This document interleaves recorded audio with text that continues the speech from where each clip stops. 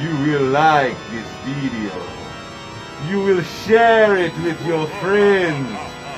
And you will tell your mother of Drewski McGillicuddy.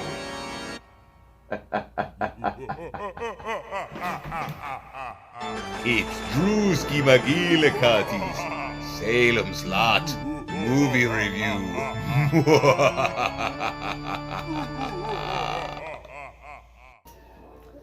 Hey everybody, it's Drewski McGillicuddy, and I don't feel so good, and I've had a bunch of bad dreams all night. I had a dream somebody come tapping at my window, and it was foggy for no reason, but it's pretty fucking scary if you ask me for a TV movie. We're talking about Salem's Lot, everybody. Holy shit! I haven't seen this movie. Can you believe it? Can you believe it? I mean, my friend Stacy, she loved this book, loved this movie, and I saw parts of it. And in my Found in the Wild video, I had said something about a Stephen King cameo. Well, it turns out I'm a jackass. That wasn't Stephen King.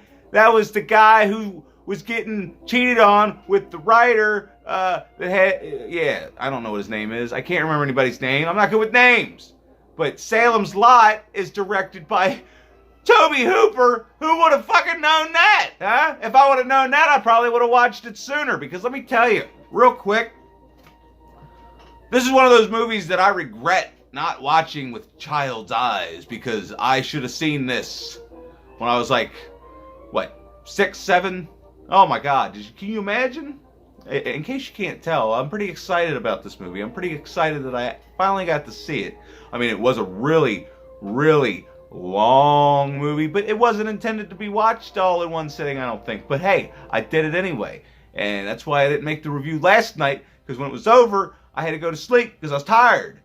But now, let's talk about it. So, I got this writer, okay? He's writing a book about this house, and it's a scary house. And there's this scary British guy.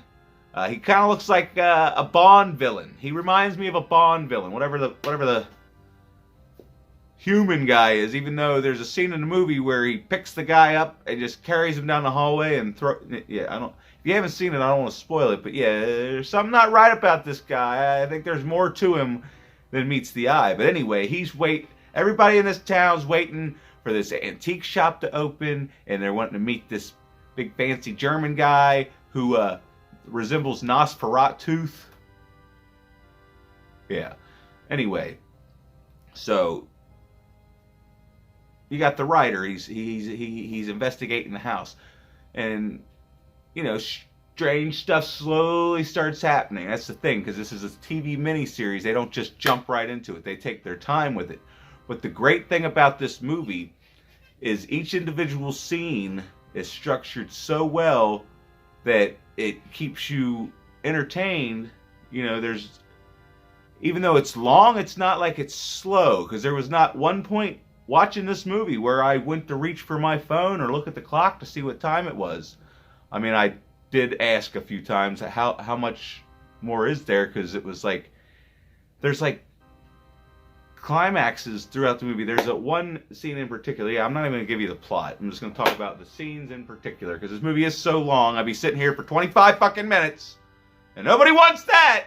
Anyway, so there was a scene.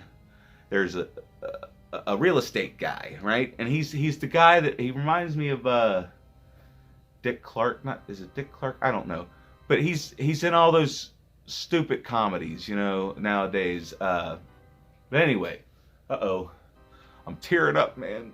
This movie made me say it. No, I put these stupid contacts in because I'm trying to be dramatic.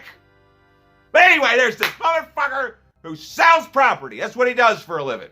And he's got a secretary, and she's pretty hot. You know, it's a shame this was a PG. It's a shame it was a TV movie, because I would have liked to see them boobies. Okay, that's what I'm trying to get at. See, it makes me so sad. So sad because I didn't get to see the boobies. Anyway, God damn it, I shouldn't have put these fucking things in. Can you even tell that I'm fucking wearing them? Jesus Christ.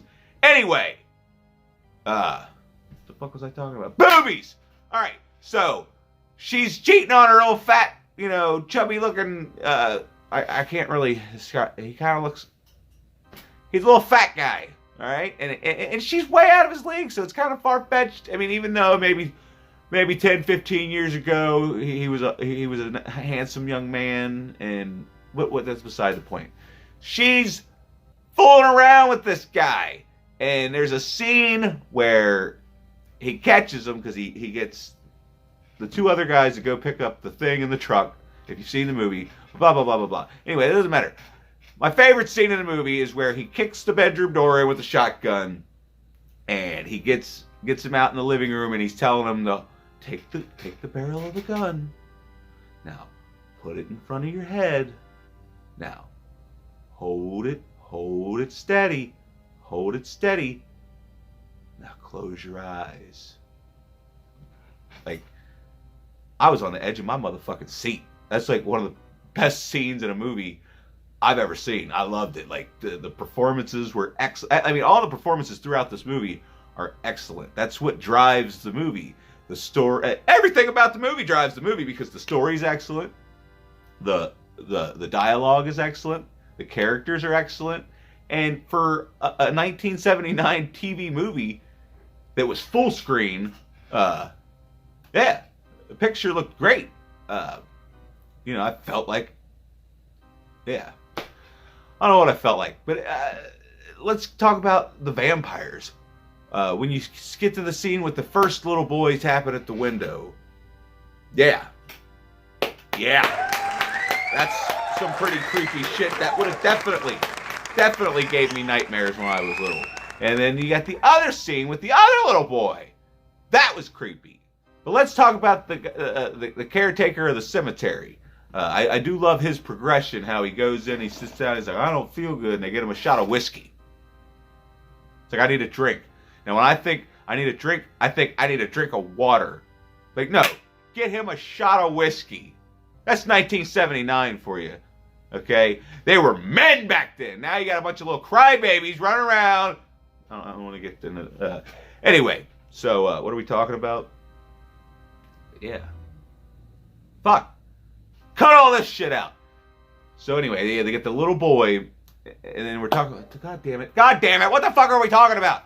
All right, what's his name? From the caretaker. When he slowly turns into the vampire, he gets his whiskey, and then when he stays the night at the teacher's house, and the teacher walks into that room, and he's sitting there in that rocking chair. I almost bought a rocking chair at Goodwill today too, because I snuck off to Goodwill.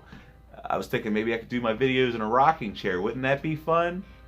But I didn't get it. I didn't get it. Anyway, that scene right there. Like, I just want a movie poster of him sitting in that chair with his eyes glowing like they did. See, because these are red. These are red. I couldn't find any bright yellow ones so I could be spooky. But anyway,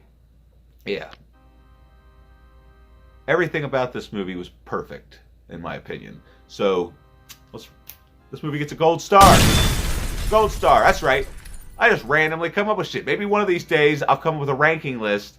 But until then, I'm just going to wing it. Maybe I'll leave this part about pulling shit out of the hat. This video is a mess, okay? It's a mess. I'm sorry. It was a spur of the moment sort of thing. I came on, I was like, you know what I want to talk about? I want to talk about Salem's Lot. And I'm just going to film it. That's pretty much how all my videos are. I don't know if you can tell that. I don't write nothing down. I'm sorry. Let me know in the comments section down below if I should get better. Make sure you like the video, subscribe. I gotta go get these fucking things out of my eyes!